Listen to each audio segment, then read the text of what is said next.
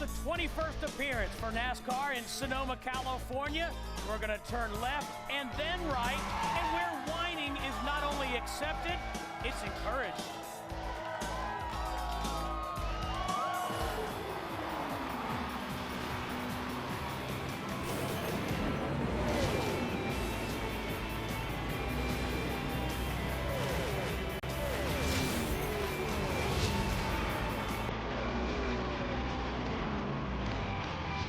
It is a beautiful day in Sonoma, California. Great day to have a race. Race fans here are connoisseurs of the sport. They have come to Sonoma, a track renowned for tough turns and not a lot of grip. When you crown your champion at the end of the season, that person proved their mettle on all types of racetracks. And it has proven to be a challenge for even the best stock car drivers in the world.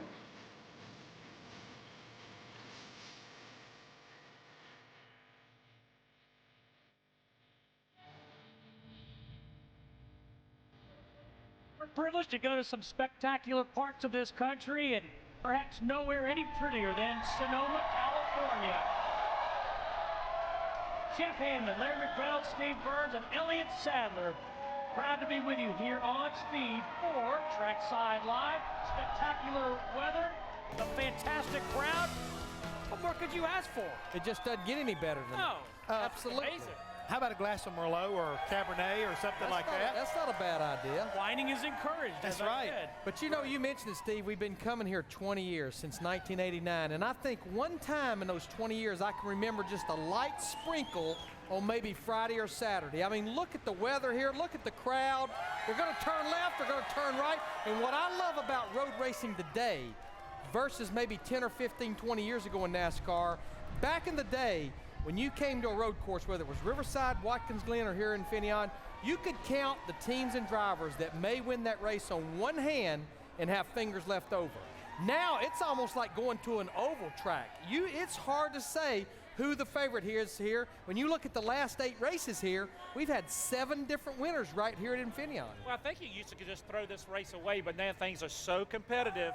We tested 6 or 7 times for this one race to come here and be competitive. A lot of brand new race cars. A lot of brand new race cars, working on that fuel mileage and things like that. You have to come with your best stuff to each and every race. And you know what? And it's fun. If you can come here and run good, you feel like you've done a good job. And the thing I like about it, guys, more than anything else, it gives a driver an opportunity to show exactly how talented he is. It's opportunities. Opportunity for guys like Marcus Ambrose, Juan Pablo Montoya. They are so good at this type of racing. I think it's a great opportunity for them to take advantage of guys who maybe struggle, especially guys in the top 12 as far as the points are concerned.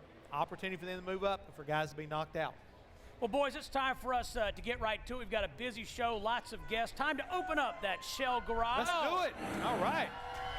And as we do so, we'll welcome 26-year-old Jason Bowles from Ontario, California. Oh, Jason!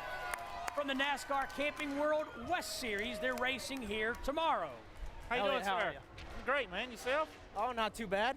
You know, you were speaking of Marcus Ambrose and Juan Pablo Montoya. You won 3 out of the first 5 races on a road course you've been on here? Yeah, it's gone pretty good to start with so far, and we. Yeah, rub on him. Rubbing up. Good, yeah. I'll help you out a little bit later. All right, we got it. Yeah, we won here last year, and we won a couple the first year when I was in the series, and it's gone really, really well for me so far, and hopefully we can do the same tomorrow. Jason, what's your long-term goal? Obviously, you're very competitive here in the West Series. Do you want to race with Elliott Sadler? Yeah, I'd love to race in Cup one day. You know, that's my plan for sure.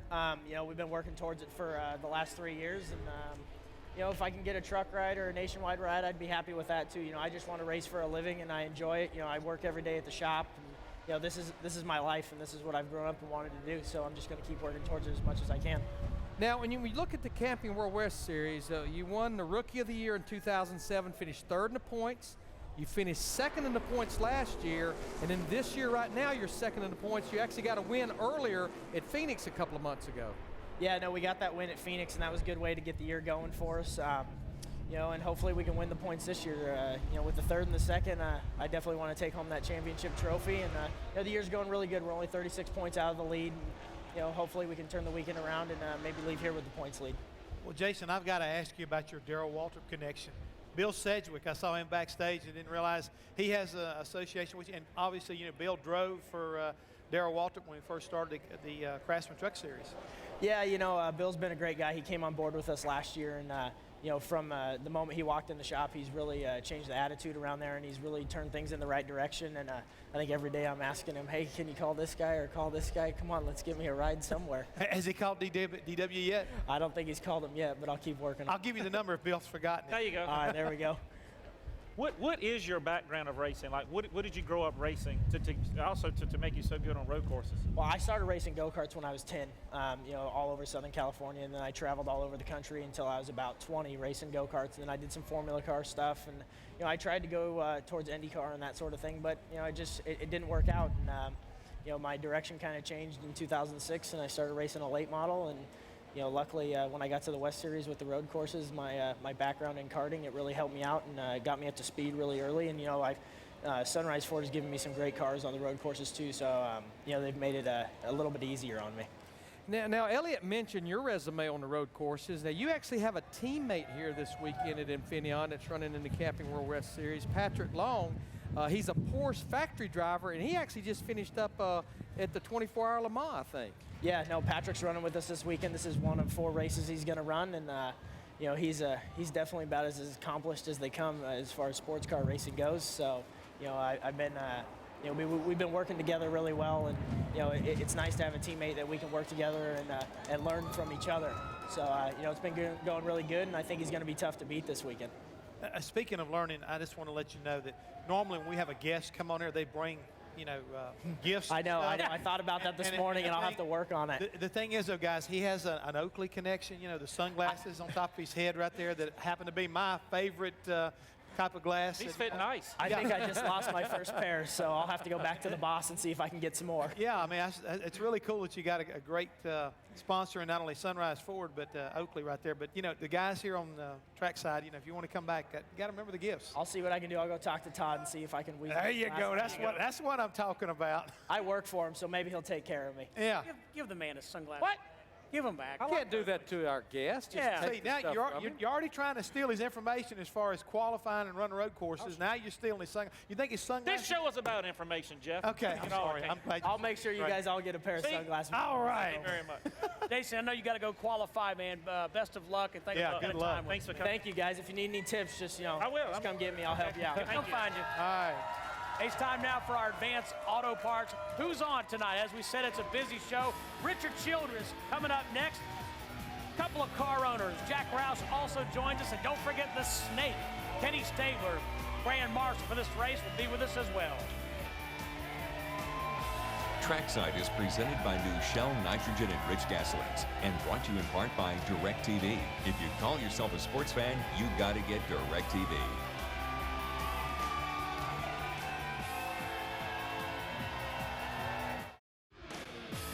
Richard Childress, one of the more inspiring success stories in NASCAR, started as a driver, then transitioned into becoming one of the most successful and powerful owners in NASCAR racing.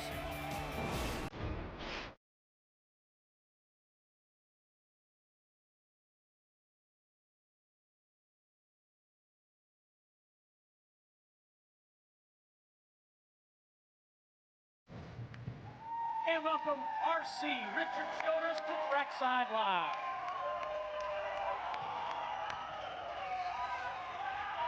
I like these guys to watch and know you need to bring something for the He knows the routine. with a guest or How something. we doing, guys? Hey, Richard. Hey. What's up, RC? Good, good. By the way, happy Father's Day weekend. Well, I was going to say that to everyone else. It's a great, great time. I'm a father. I'm a grandfather. So it makes me want to keep my health up. You know, think healthy and eat my Cheerios in the morning. That's a big help. Losing weight, feeling strong, There you go. feeling good. Losing weight and feeling strong, huh? Yes, sir. You been up there in that gym lately working out? Because I was there the other day. He walked working out around with you Michigan guys. last week. Yeah. Did you? Yeah, you know, I was on a horse yesterday for 9 hours moving cattle in Montana. You would have liked that, buddy. I thought of you I when wish I was you'd doing have it. asked me. I'd have loved to come hung out with you right there. But I mean, you're looking good. I mean, Well, again, neither one of us are spring chickens, and you got to take care of that kind of. Yeah, stuff. and it's never too late to start taking your health, and never too early. CherryOsRacing.com has got a new website, and now everybody out there that wanted to see their name on a race car, you're going to have an opportunity to get it on a race car. I think it's a Chicago race, but if you go to CherryOsRacing.com, a lot of neat stuff going on there. You know, Richard, when you look at the competition right now in Sprint Cup, it's absolutely unbelievable. We see it in practice, we see it in qualifying, we see it in the race. All three of your race teams, they've made the chase the last 3 years, 2007, 2008. You started the fourth team. It's like you're just off just a little bit right now with those race teams. You have Burton up there in the top 12 and 12th, but the other three right now on the outside looking in. Yeah, and it is tough, you know, and there's no excuse for it. You know, I'm not going to sit here and make excuses that, you know, this or that. But I think one of the things that has caught us a little off guard at RCR, we did a lot of changes this winter. There were 3 cars that was beating us pretty bad last year, and we were determined to come back and beat them. And I think some of the changes we made have really hurt us. And tested at Indy, a brand new car the other day, and lost it. You know, it ended up cutting the right front tire, but it really shows the direction that we're going with our race team. And I feel good here coming up on the second half, but we got to get these cars back up where they need to be.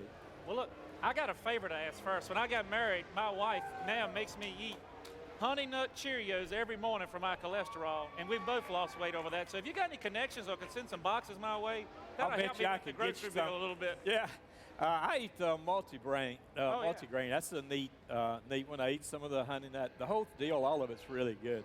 And I got another question. We're out here in wine country, but back home we have Childress vendors. Now, do you work with anybody out here, or are you kind of like a single car team vineyards at home? Now, you know, out here I've got a lot of friends. That's the reason I got into it, coming out here when this place very first opened, and got a lot of friends in the business, and a lot of acquaintance, a lot of people I can call on if I need help, just like in racing when you need help. But it's a great, friendly community, and everybody's willing to reach out a hand and help you. Richard, you talked about Father's Day, the fact that you're a father and a grandfather. I want to ask you about your grandson, Austin. Looks like he's got a little talent, or maybe more than a little. I guess he's 18 years old. And talk about his development. I know he's run some nationwide series races for you.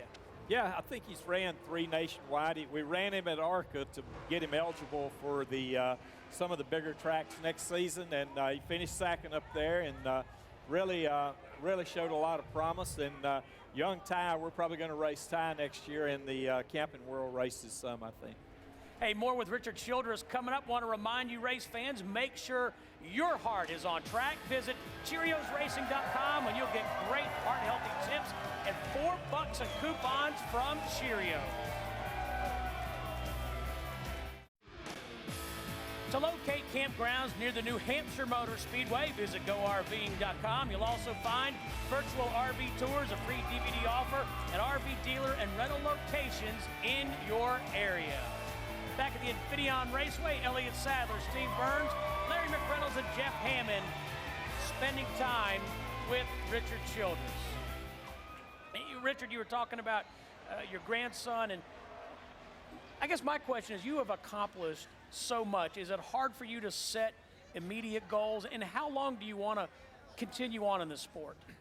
You know, I just love it. I love coming and spending time with the race fans, and I love racing in general. I want to win another championship. I think that's what really drives Richard Childress, is to be able to be up there again on that stage, I guess, this year in Las Vegas. And it's kind of going to be hard to get used to saying. I always say New York. But, you know, once you've done it, you want to do it again. And we've won in other divisions, but we haven't been back there since, I guess, 94 or something. That seems like a lifetime in this business. But you know, just when last year we were contenders for the last 2 years, right up to the end, and we fell up short.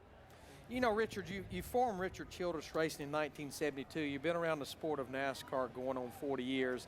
And we know that you had a great relationship with Bill France Jr. You were kind of one of his go-to guys that he would lean on every once in a while. But I guess my question, with me being in the sport for almost 30 years, were you surprised at the move that NASCAR made a little over a month ago, where they brought basically all the owners and all the drivers together, kind of in 2 different settings, and said, guys, what do you think? What do you see? Were you surprised, and do you feel like it was productive? I know it was productive. You're going to see some things. You know, the double file restart was made right after that, and they asked several different things. This year is our 40th year. We've been in it since 1969, and I can remember, this is going to tell you how old I am, is they had a meeting at the Holiday Inn on Sugar Creek Road. I think it was in '69, and I went to it. That's when Ford and all the factories were in it back in those days. And they talked to the drivers and some of the owners back then. So that's been 40 years since they've done that. That's a big lap. But I think it's going to be great for the sport, some of the things that's coming. Yeah. Well, Richard, you just got through mentioning the manufacturers back in 1969. I don't think anybody that follows the sport and is, on top of what's going on with our economy. How about Chevrolet? I mean, how are things and what can we look for as far as their involvement with racing in the future? They're going to be in racing. This is such a great platform for General Motors to, with the Chevrolet products, to showcase their cars. And naturally, there's some cutbacks. RCR and Hendricks, all of us are still in it. They're still going to give us some support, but we all have to pull back. It's such a great marketing tool. They're going to be in racing, and once they get over this hurdle, they'll even be stronger than ever. I tell you, I kind of got a personal question for you. I miss Dale Earnhardt a lot, at the racetrack and stuff, and I know you do too, missing a dear friend. But where do you think the sport misses his presence at the most right now with the economic times and stuff that we have going on? Well, I think if you go back to when we went to a lot of the changes back, it really started, the pace of safety really picked up after we lost Dale, and that was a sad thing that we had to make that move afterwards. I think he would have been right on board with a lot of the things that's going on, but believe me, he would have been giving his opinion. Oh, yeah. Richard, I got a great follow-up question, and I probably asked this question more for the curiosity of our fans. 8.5 years since we lost Dale Earnhardt Sr. at Daytona, and that's the last time we saw the 3 number on the racetrack in Sprint Cup. What is the status of the 3 number today as far as Sprint Cup? We don't have any plans of running it. Who knows what may happen in the future? Dale's got grandkids and coming along, and we got Austin and Ty, and we don't have any immediate plans. Austin's been running it on dirt, and it's great to see that black 3 out there running on dirt, and he's running in the Camping World East, and we take a poll and every now and then just see what the race fans think. They think it's good if he would run it there. They wouldn't want to see him in the Cup, I think, and I agree. But I think, who knows? Dale Jr. ran it for us in 2002 and won the race at Daytona in a nationwide race. And so who knows? Right now we do not have any immediate plans to run it. More with Richard Childress coming up. Want to remind you that tonight on Speed, the NASCAR Camping World Truck Series heads to the Milwaukee Mile in a season full of fireworks and first-time winners. You just can't miss a single lap. The NASCAR Camping World Truck Series live tonight at 8:30 Eastern. NASCAR on Speed. Be there. Glad you're with us back in Sonoma. Time now for our Inside Sprint Cup mobile feature. This week we check out the sights and sounds from Michigan last Sunday. Radio check 1 2. 10-4, got you. Check 1 2. I got you there. You got me okay? Got a copy. 10-4. There have probably been more races won and lost at this racetrack by misfiguring your fuel here at Michigan. We'll get a fuel mileage run this first set. Hopefully work our way to the front. Long day here, guys. Long day. Let's just be solid, do what we do, and we'll be in good shape. Green flag is in the air. Already 3 wide for the lead in turn 1. We'll have some 44 laps remaining. Only mash it to the floor, getting off the corner, and I come back to about 2/3 throttle. 10-4, we'll be good. Man, I believe our car's fast enough to race with them. We just really need to finish this thing. 4 more, just stay for me, bud. They may not make it. They've been running hard. Nice and easy. Save some gas there, bud. He's not letting out much, man. I can't let off. Running out. Nice flag right here. He's out. Careful around the outside lane. Can he make it home? Save a little bit. 20 car lengths back to Mark. Oh. Keep trying. Biffle's out of gas. Martin takes the lead in turn number 3. We got her, baby. Yeah. What an eventful final lap. Mark Martin is going to win. Woo! I can't believe we won. Man, it's a good thing we were just conservative today. That's what being sport gets you right there, buddy. Gotta be smart. You're the best at it, smartest out there. You're awesome. third win of the year for Mark Martin in the 5-car. You know, Richard, you love to hunt. It's kind of your getaway, and of course, you've been on a lot of big game hunts, but you had quite the honor bestowed on you recently. You were recently elected to the 75-member board of the National Rifle Association. That meant a lot to you to be elected to that, didn't it? It does. You know, I love the outdoors. I love hunting and being in the outdoors. But in today's world, to be part of the group that's up there trying to preserve our Second Amendment, the right to bear arms, if we lose that, the next thing we're going to lose is our First Amendment, and we'll lose our freedom. So we have to do that, and to be up there with Wayne LaFierre and all the guys, I'm going to be up there in a week at the headquarters spending some time with them, and it's really exciting times to be on that board, and especially with the challenges that we have today to preserve our Second Amendment. Speaking of challenges, I want to come back here to Infineon and road course racing. Now, you raced at the old Riverside Raceway. You know, a lot of people make talk about, you know, why do we run road courses? I mean, I've always said it, you know, the best drivers in the world can race anywhere. And, you know, what is your feelings about, you know, when people start talking about, well, we don't need to do that. We need to go strictly, you know, to super speedways and big, you know, mile-and-a-half racetracks. What's your opinion as an owner? I know because it costs a lot of money to do 2 races a year. Yeah, it does. It does cost us a lot of money, and I think the more that NASCAR tightens that box, I think it'll help us. Maybe we wouldn't have to have a road course car, but we all do, and that's part of it. But I think it's great. You got a different kind group of fans. A lot of times they're still NASCAR fans, Cup fans, but they love road racing. I like to come to them. I like to be involved in it. It's just neat to go and watch your fans and everything that goes on out there. And I think it's good for our sport to have a whole different venue for everybody to enjoy. I tell you, last week I saw a story on Dave Marcus. Mr. Childress, he mentioned your name a bunch and the things that you did and your race team did for him. Have you seen him lately, or how much did it mean to you to be able to help him do that much and what he did for our sport? Yeah, Dave was one of our pioneers going way, way back, and to see him still driving, I guess he was about 70 or however old he was. He's still a great friend. He's got a little restaurant and stuff up there at his hometown, so he's still around, still kicking and fishing. I know he's out probably fishing today if I know Dave. Hey, Richard, thanks for spending time with us. We appreciate it, and appreciate everything you do for the sport. Thank you. Well, thank you, and you guys take care of your health and eat your Cheerios. That's right. Send me some. I'll get them to you, bud. Honey Nut. Thank you. Honey Nut Cheerios, man. Honey Hard Nut to beat. Cheerios. You got it. Good.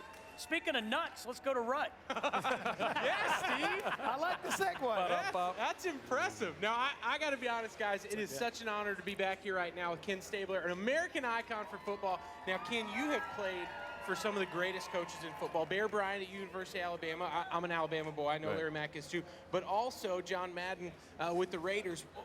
What was it like playing for those guys? No, it's just a blast. You know, you play with Coach Madden. It was basically let us be whatever we wanted to be on the field, whatever we wanted to be off the field. No codes, no hair codes, no dress codes, no curfew codes. John only said 2 things: be on time and play hard. Be on time for the plane, for treatment, for your meetings. Be on time and let's go. And he was easy to play for, fun to play for. Now, and obviously you've done real well playing. I noticed. Can I see this huge piece of jewelry here? This is what I would like to call the Jeff Hammond Intimidator ring, because Jeff wears as much jewelry as he can. That intimidates Jeff, and he's 30 feet away. That is the biggest Super Bowl ring I've ever seen. Yeah, you know, just any of those Super Bowl rings. You know, I played with such great teams. You mentioned Coach Madden, but, you know, when you play behind the offensive line that I played behind, I could have played in this outfit. And Freddie Bolitnikoff and Cliff Branch, Casper, great teams, and we had a great time with it in the 70s in Oakland. Well, I'm so glad you're here, and we've got a great offensive line that I got to get the show back to, but thank you for being here. Lots more with Ken. Steve, take it away. Yeah, we're going to have more with Ken Stabler coming up. Thanks, Rut. Hey, stay tuned to NASCAR 7 days a week with in-car audio, live race radio, stats, and more with NASCAR Sprint Mobile. It'll change the way you experience the race. Visit www.sprint.com/speed to find out more. Jack Roush coming up.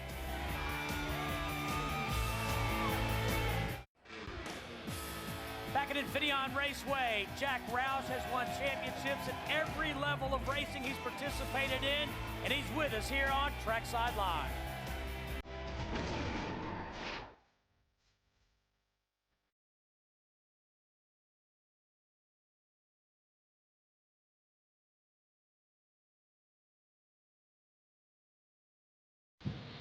welcome Jack Roush to Trackside Live. Hey, he's excited. First time we ever seen a guest run up here to get. Well, the thing is, you know, I thought I was going to take my hat off and I'd be embarrassed with what I've got under the hat. And, they fit me up with this headset apparatus and let me keep my hat, so I'm happy about that. You can't be embarrassed up here about what you have on top. I was going to say, Well, I was afraid they might think that there was something in our bloodline that made it, and I won't go there, but you know what I mean. well, Jack, I mean, the first thing I've got to ask you, since you brought reference to the hat, do you get offended because you've now been affectionately nicknamed the Cat in the Hat for the last few years, and every time you go somewhere comes Jack or the Cat in the Hat? I mean, it's like, does that you know, get you, or, you know, because it goes back to Dr. Seuss to a certain degree? Well, I guess it would depend on where I thought it came from. You know, if it's a joke, you know, Benny Parsons is a guy that I remember, that I credit with putting that on me. Benny was a dear friend. Right. And every time somebody refers to me as a Cat in the Hat, I think about Benny, and that's a pleasant thing. You can't be in better company. If one of my adversaries had started that, then I'd have a totally different emotion about it. Ooh, he's talking about you, Larry. The bloodline, right? Jack, we see a lot of partnerships, we see a lot of mergers happening in NASCAR now, but back in 2007, you did the partnership with John Henry in the Fenway group and formed Roush Fenway Racing. Have you seen a lot of benefits come out of that partnership that you formed a little over 2 years ago? Well, we've seen some. I'm certainly not disappointed. We built our relationship based on common interest and strength. And a lot of the relationships that you see people exploring are based on weakness and necessity. And there was no necessity for us to form an alliance. And there was certainly nothing that was so lacking. We weren't weak enough in an area that this was a lifeline, you know, as it were. And so the Fenway Sports Group has brought us a number of sponsors. We've been introduced to the Red Sox Nation, you know, the 14 million fans that are arguably more interested in baseball than they are in stick and ball sports than they are in motor racing. But we've introduced them to motor racing. We've had the Ford Fusion on the ball field there every year since we've had a relationship, and it's been good for Ford. It's been good for the Red Sox. I think the Fenway ballpark and the Fenway Sports Group. And it's certainly been good for us. I've got a friend there that I can bounce things off of, and if things get really hard for me, I've got a way to go get some money that I might need that I wouldn't have to pay back. There you go. Jack, Richard Childress was here moments ago. Larry asked him about the big meeting that NASCAR had with owners and drivers. Richard seemed very encouraged by that meeting and moving forward what could happen. Your take on that same meeting? Well, it was regrettable, but I had something that I had to do in the last 10 years, I've been on commercial airliners, I think, 3 times. Once I went overseas, and twice I've had maintenance problems with my normal airplane. And I had an airplane in maintenance. I had a trip I had to make. I had a ticket. I had to be someplace, and so I wasn't there. Unfortunately, I made my apologies. From what I understand, the NASCAR's heart was certainly in the right place. They were interested in. And finding out what the teams felt on some specific areas. You know, and we need to continually morph this sport. It needs to grow. It needs to change. We'll never create a scenario where we can stop the voice of the critics from come back and say, if you did this, there would be a Cinderella story and a guy that would otherwise finish 42nd could win the race. That's not likely to happen. There will occasionally be Cinderella stories.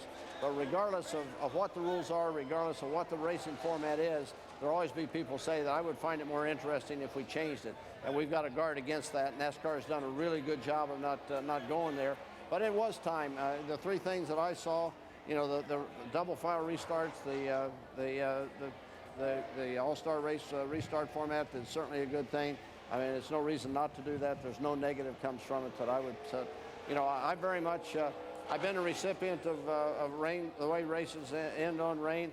And I don't think we made a lunge for life and come from the back to do it. But if we have a rain race, I really think that we should close the pits and not allow somebody who's running 20th or 30th to come and stay on the racetrack while everybody else is getting ready for the race to continue. I think we should close the pits.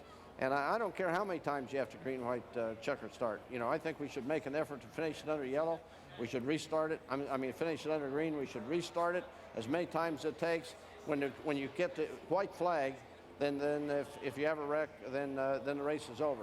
But if it happens on the green flag with the race to the white flag, I think we should do it again. And anyway, those are things they talked about, and there'll be little tweaks, not big things, but little tweaks that'll make, I think, the racing better over a period of time as the changes have come into pass. More with Jack Roush coming up. He's going to go into our Lazy Boy Lounge. And let's now take a look at this week's Bass Pro Shops tailgating tip of the week. Hey, it's the Speed Road Crew. You know, the guys who are at the track week in and week out, making every race that much more enjoyable. Well, they're pros at making tailgating comfortable, too. Everything they need for a cushy tailgate can be found at Bass Pro Shops. Robin's hammock, the canopy shading Mike, and Heather's fold-out chair all came from Bass Pro Shops. Even the Margaritaville blender and mixers. Perfect for a cold drink on a hot day. Check out Bass Pro Shops before your next tailgate. This Thursday night on an all-new wreck, Dwight is teaching a new O'Hare driver the rules of the road, but when mechanical problems threaten to send the job up in flames, the rookie gets a first-hand lesson on how dangerous the towing business really is. Wreck, Life in a Crash Lane, Thursday night at 10 Eastern, exclusively on Speed. We're back at Sonoma. Jeff Hammond and Jack Roush in the Lazy Boy Lounge. Yeah, Steve, I came over here with my former boss and sat down, and Jack, you said something. You going to help me here with the Lazy Boy moment? Yeah, the problem I may have is going to sleep in these chairs. You know, I've got two chairs very much like this in my entertainment room in my home, and 3 times out of 4, I sit down for a couple hours of TV and I wind up asleep, and I've got 2 in my lounge in my coach as well. So this is very comfortable for me. The Lazy Boy's one of my favorite companies. It's an American company, and they even got their factory in Michigan. You know? Well, I do appreciate that, and I'm probably a lot of people are going to say, you know, hopefully Hammond won't put you to sleep, you know, sitting over here, you know, asking you a few questions. But first thing I want to say is Happy Father's Day, because of the fact it's like Richard Childress, you got children, your daughter and your son that work within the industry and that are still involved with is it still Roush Industries? It's Roush Industries. My daughter's a drag racer. She's racing in the MNRA, the MNCA, and the NHRA. She's got 3 cars. The weekend that we're off after Chicago, there's got a race at that track, and she's actually going to drive 2 different cars. Well, she must have got that from you, because I think a lot of people don't really realize this, that in your beginnings, you were quite the racer. I mean, the drag racer himself. You won a lot of very prestigious trophies. Yeah, we won 3 Wayne Gap and I won 3 championships, 73, 74, and 75 in pro stock drag racing. And, you know, I had a lot of fun. I formed the foundation of my engine building expertise or reputation for the drag race engines I built, and subsequently I came back and built oval track engines. Became introduced to Bud Moore and to the Wood Brothers, and wound up buying some of their used parts. Actually, the 500-mile parts that come off the speedways went in my drag race cars in the early days. Well, moving forward to later on in your career, once you got basically set up and going, you guys used to own the Daytona 24-hour race. I mean, you used to go there and just always wear them out when it came to the Trans Am Series. I mean, you very, very competitive in road racing. So coming here to Infineon's got to be a little bit like kind of like going back in time and going home. This is the only racetrack that I've ever been to. Normally, when you come in, I'm sure you have this problem, and they'll tell you can't park here, can't park here. Well, I'm good enough with the folks that do the security at Infineon. One day about 3 years ago, they told me I couldn't park my car there. I was credentialed for it and everything. I said, if you take my car, you bring it back. And about 2 hours later, somebody come running up and said, Jack, where do you want your car?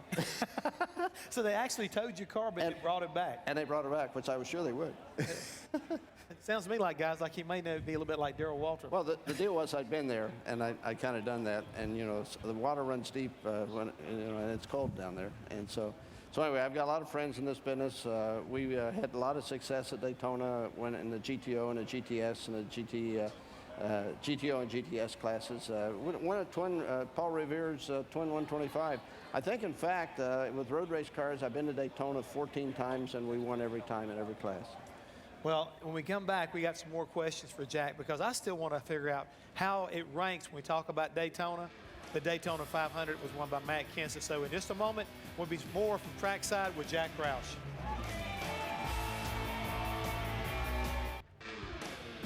Back at the Infineon Raceway. Just a quick reminder, qualifying coming up for the NASCAR Sprint Cup Series teams and drivers. We are spending time now with Jack Roush, and a little bit later, Kenny Stabler joins us. Look, Jack, I got a question. When I first started my career, I started driving for the Wood Brothers, and they always spoke so very highly of you and kind of you taking them under their wing. How did that connection get started here in NASCAR country with that? Well, you know, when I was racing in the 70s with Wayne Gap Pro Stock with our Ford Mavericks and Mustangs and Pintos, you know, I used to make a pilgrimage to Stewart, Virginia a couple times a year and go down by valves. And I'd buy some cylinder heads sometimes. I'd buy some of the parts. I've actually got a car today that's got one of their Boss 429 engines in it that's in my museum. And I bought some engines from them and enjoyed that. And when I started racing in Winston Cup with Mark in 1988, Leonard Wood put his arm around me and he told me, he says, you know, he says, I want to help you with this. This is important to me to be able to see to it that you're successful here. I'm going to help you with some things. I went along, things went well for me, and finally one day I was sure I found something about a carburetor that was revolutionary. I went to Leonard, I says, you know, this is what this is and this is what it's going to do, and what do you think? He looked at me real disgusted. That's one of the things I didn't tell you. But anyway, I owe a lot of our early success to Leonard and of course to Glenn and all the guys in Stewart. Great people. They're great people. And more recently, we've tried to pay that back some. I'm sure that I haven't done enough, but they've been really great. They've helped me a lot.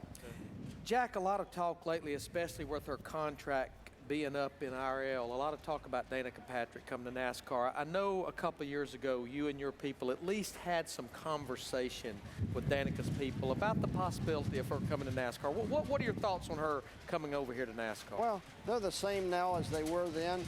Most people from the outside, and I'm looking at myself in 1986, they don't understand how tough it is here.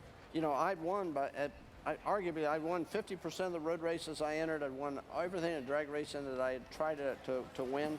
We'd had a lot of success. So it's just a matter of just getting a trailer and buying some cars and going NASCAR racing.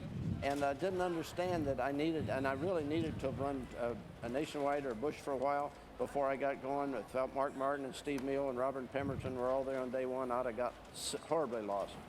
But the thing with Danica and the conversations we had early was that I wanted to put her on a path where we would ground her and she would feel out what the rhythms are of this thing before she really got committed and got before herself, you threw her in the real wolves. Before I threw her in the deep end.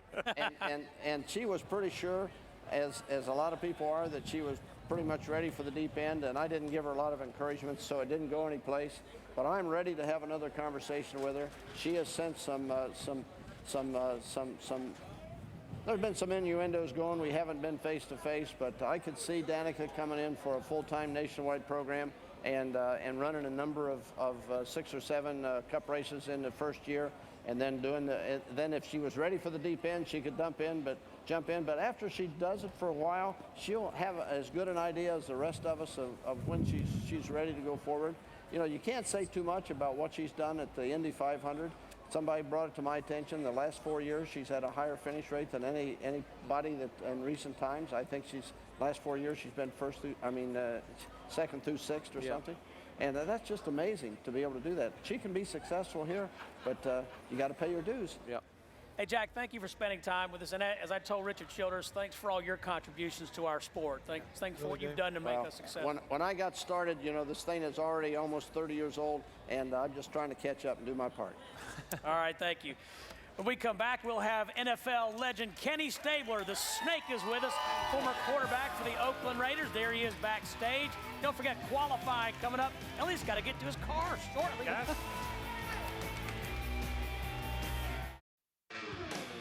Trackside is presented by new Shell nitrogen-enriched gasolines. Brought to you in part by DirecTV. If you call yourself a sports fan, you got to get DirecTV.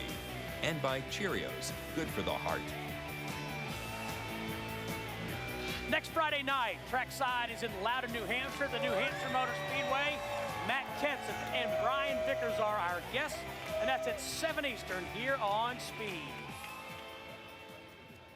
Hey, welcome back to Trackside Live. Whoa, whoa, whoa, Rutledge. Steve, I'm Rutledge. Where did you guys go? Good try, buddy. Nice try. I was ready to ask a question. No, That's my we're down here from the stage with a true Bay Area legend, the Snake. Kenny Stabler's here. Thank you, Stevie. What's up, Thanks Snake? a lot. See the Raiders t-shirt from 1970 to 1979 plus Super Bowl 11. Yep. Great team. You know, playing for Coach Madden was just so much fun, and playing with those great teams. Great offensive line, great receivers, Freddie Bolitnikoff, our great tight end, Casper, Hall of Fame guys. 2 Hall of Fame offensive linemen, Art Shell, Gene Upshaw. Hall of Fame owner, Hall of Fame coach, Hall of Fame team. And, you know, you're given a great car to drive for 10 years there, and it was just a great run, I'm telling you. Well, you grew up in Alabama.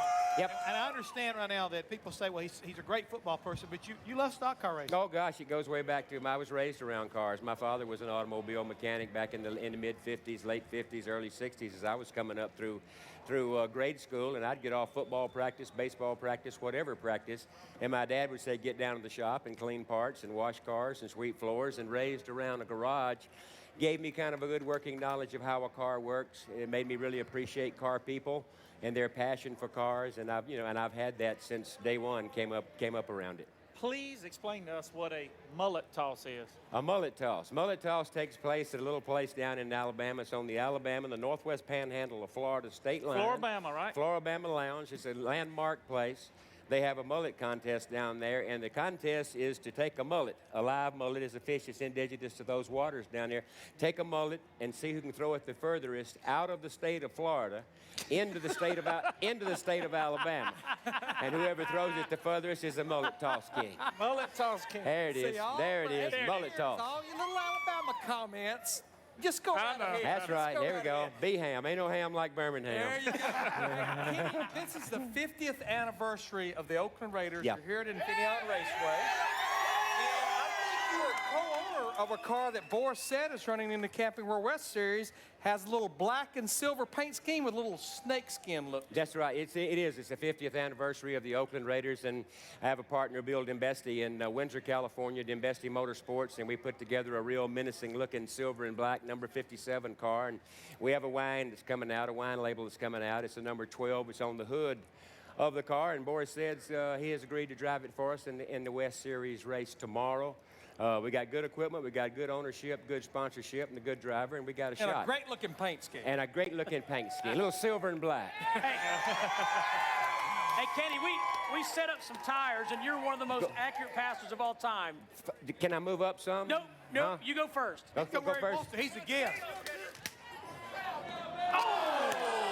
All right, Larry Mack. See, the way I see it, if Kenny Stabler did it here, I think it's like a golf tee box. If this is the pro box, this must be the amateur. This is like the red tee. The red tee. Right? Good luck. All right, I'll back up a little bit. Go ahead. Oh! I hit the rack. Elliott. Come on, Elliott. He used to be a quarterback, Elliott. Oh, that's a little high. He called it. He called it. All right, I'm up. Davey. Oh. Hit the tire. Good throw, Stevie. See, I do one. I had one a little bit earlier. It worked okay. Oh. Used up your good one. I know it. Oh. Are those regulation tires? Kind of look kind of Not narrow. really. Kenny, I heard you say earlier that Mobile, Alabama's still home, but you might be heading this way to do some work with the Raiders. Yeah, we're going to do some marketing work with the Raiders, and we're looking forward to that.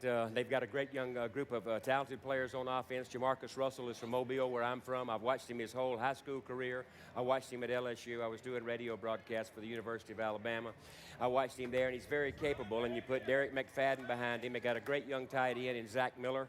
They've got some tools to work with, and they need to get back to old Raider football. And I met with Al Davis a couple of weeks ago, and they're on the right track. It's going to be tough. Just win, baby. Oh, good catch. Spike it.